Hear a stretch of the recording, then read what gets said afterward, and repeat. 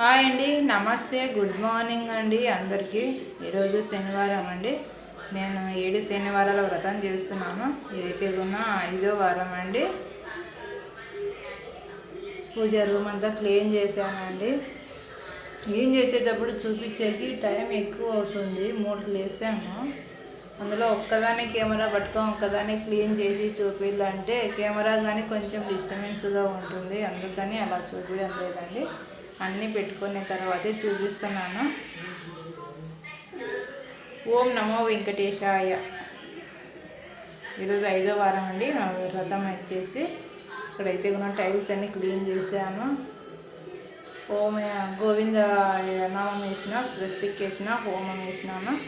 పటాలని clean చేసి చందనము కుంకుమ పెట్టానండి. ఇక్కడ కానీ పీట కానీ గోవింద నామం స్వస్తిక్ వేసాను అనమాట. ఇక్కడైతే కూడా అన్నీ సిద్ధం చేసుకొని పెట్టుకున్నానండి. ఒక్కదానే కాబట్టి 3 గంటలు వేసాను. ఇప్పుడైతే 7 అవుతుందండి. ఇవి అక్షింతలండి. ఆవుని అయితే వేసాను నేను. అంటే కొంచెం పసుపు వేస్తాను. ఆవునే వేసేస్తే కూడా అక్షింతలు ఎన్ని రోజులనే చెడిపోవండి. మంచి స్మెల్గా వస్తాయి. కొంచెం నెయ్యి ఎక్కువ పడింది.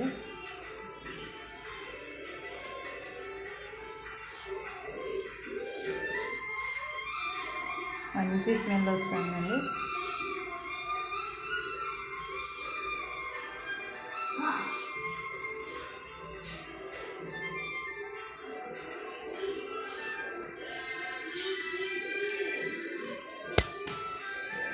ఇప్పుడు వీటికన్నిటికీ చందనం కుంకుమ పెట్టేసేయాలండి. అన్నీ పెట్టేస్తాను అన్నమాట.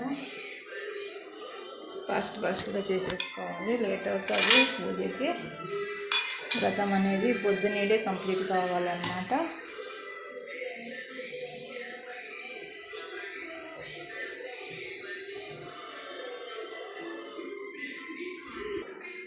ఇక్కడైతే కూడా రెగ్యులర్ పూజ అండి. ఇక్కడైతే కూడా పూజ అయితే చేసుకున్నాను. తర్వాత వ్రతం కదా ఇక్కడికి వచ్చేసాము. పూజ అయితే పూర్తి అయిపోయిందండి. ఇలా చేసుకున్నాను.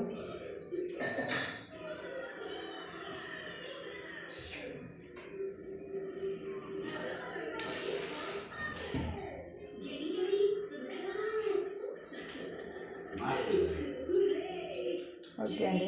ఆదివారం వస్తుంది. శనివారం అండి, 5వ వారము. రసం అయితే ఇలా చేసుకున్నాను.